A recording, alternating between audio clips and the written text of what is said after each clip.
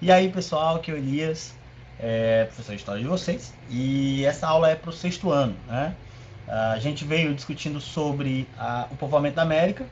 Hoje nós vamos discutir especificamente sobre o povoamento da região que a gente hoje chama de Brasil, né? Então, esse povoamento que é bastante antigo. E não esqueçam, tá, de fazer os fichamentos de vocês.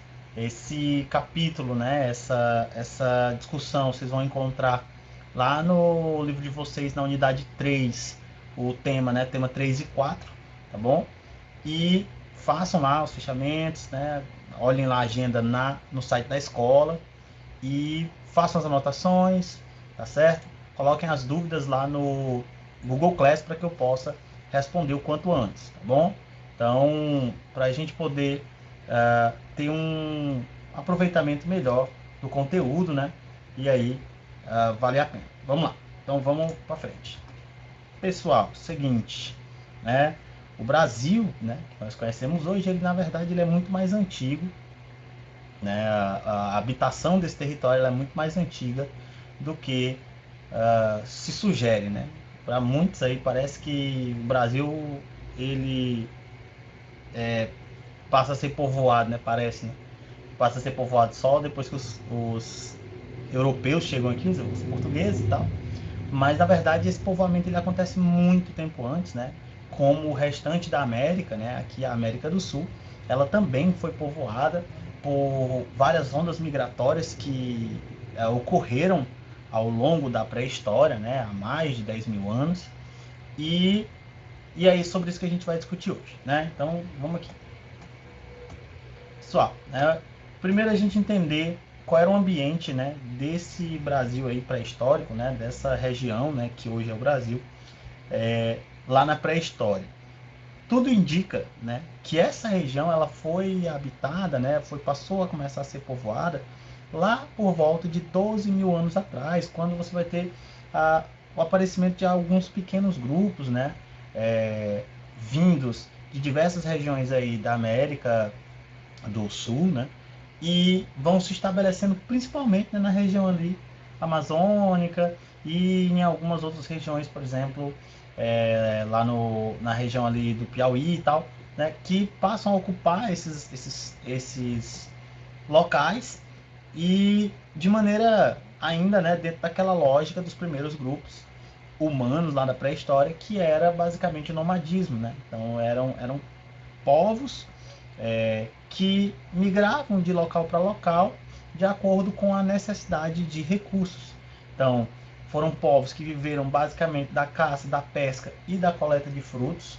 Né? Isso vale para diversos povos que viveram aqui. E esses povos eles vão se espalhando por essas regiões, né? Aos poucos, de acordo com que essas migrações elas vão ocorrendo. É importante lembrar, pessoal, que há aproximadamente 12 mil anos, o ambiente, né? Vamos botar assim, o ambiente do Brasil, ele era diferente do que a gente tem hoje, né? Em diversos fatores. Primeiro, por exemplo, muitas das áreas que hoje nós conhecemos como grandes florestas tropicais provavelmente possuíam uma vegetação mais rasteira, né?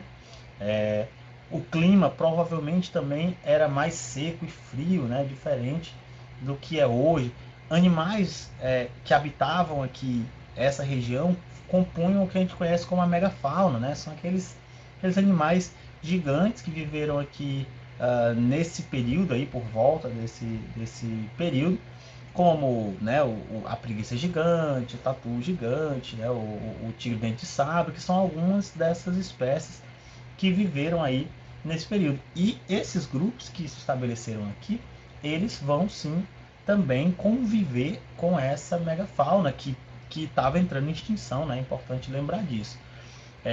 Que com o fim da glaciação, essa condição ela vai mudando, né? De acordo com que a glaciação ela vai chegando ao fim, aos poucos essas características do ambiente, do clima, que elas vão mudando, e isso, claro, obviamente ela vai afetar a vida desses primeiros grupos.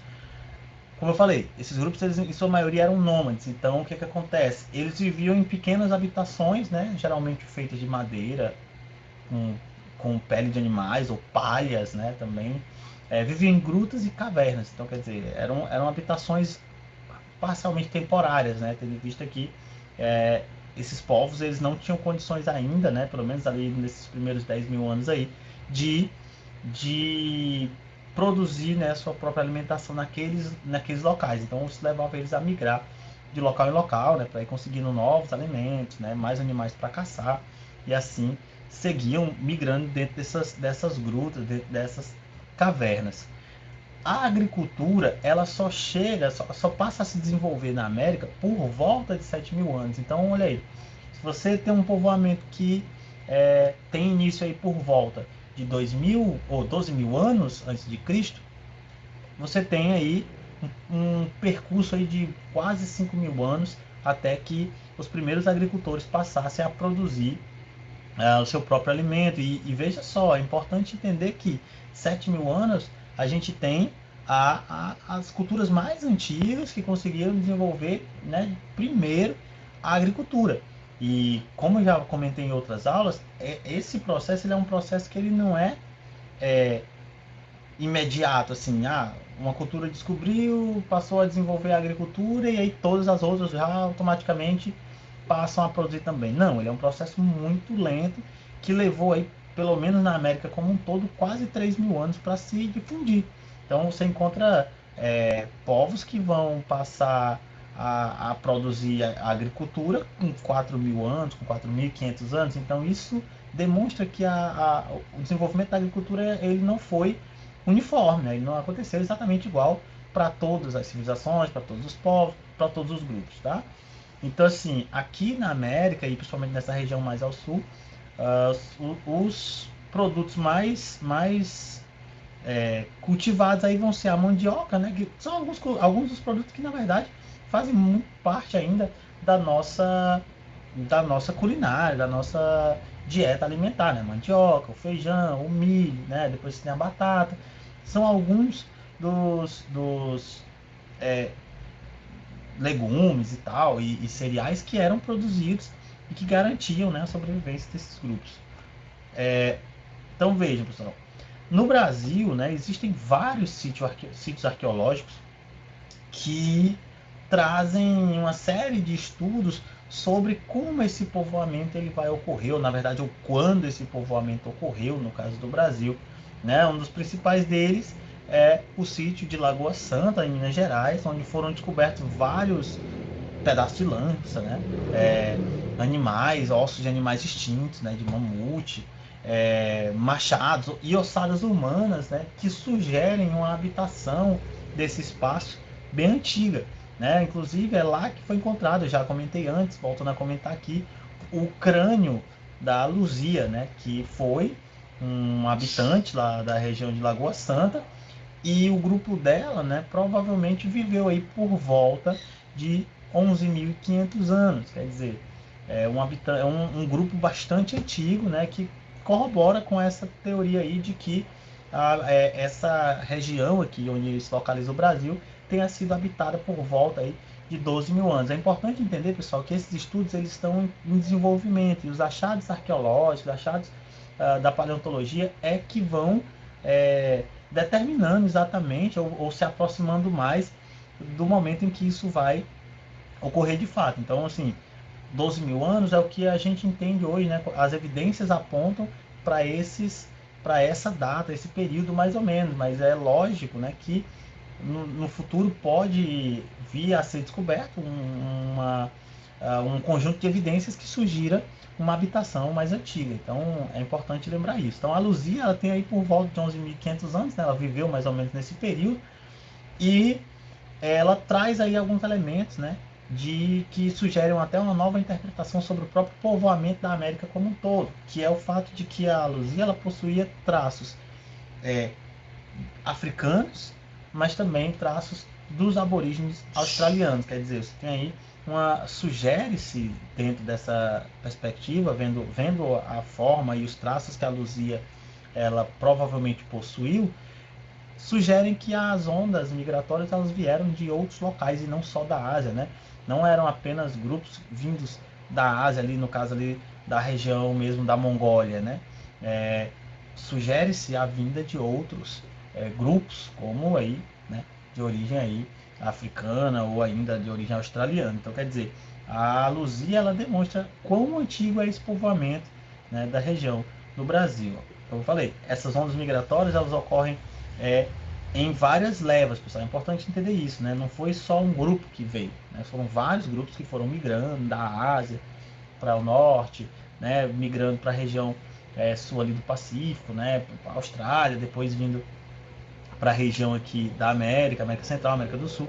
Então essas ondas provavelmente geraram, né, deram origem a esses nativos. Outro sítio arqueológico de grande importância no Brasil é o de São Raimundo Nonato, onde a arqueóloga, a Nied Guidon, né, ela passa a encontrar, né, uma série de artefatos de origem, quer dizer, de pedra lascada, né? Ela encontra vários artefatos de pedra lascada. E esses artefatos, né, sugerem, né, na interpretação da Nied Guidon, que a habitação humana, especificamente lá em São Raimundo Nonato, no Piauí, né, ela é bem mais antiga do que o que sugere as teorias, né, as principais teorias de povoamento aí do Brasil e da América de maneira geral.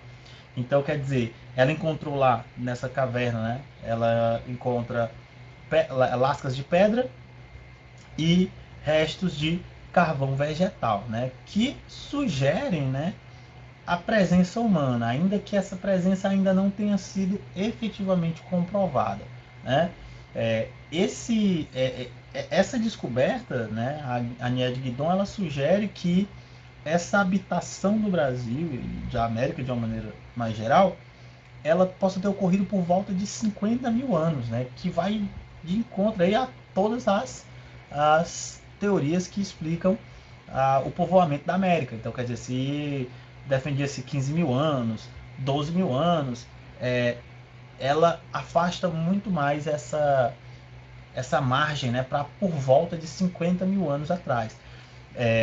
Ainda não está provado, né, essa teoria da Nied Guidon, porque você tem lascas de pedra que não necessariamente sugerem, né, a presença humana.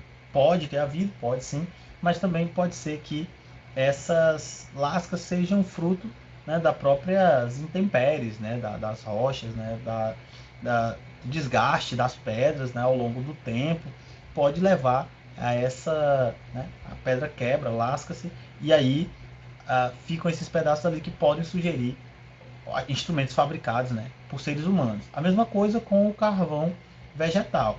O carvão vegetal pode sugerir uma fogueira, né, pode ter sido um acampamento, algo desse tipo, mas, né, a fogueira ela também é muito complicada, principalmente se provar se ela é de origem humana ou não, né, porque como a gente sabe, a natureza ela pode levar a uma série de queimadas, né, por diversos motivos, raios, vegetação mais seca, enfim, né, N fatores que fazem com que a madeira queime, né, e aí você vai ter o carvão vegetal. No caso aqui, a mesma situação. Então, assim, não há como provar que é essencialmente uma fogueira ou que ela tenha sido produzido efetivamente por seres humanos, mas levanta esse questionamento se esse povoamento não poderia ter sido anterior a 12 mil anos, né, se não haveria uma onda anterior, quem sabe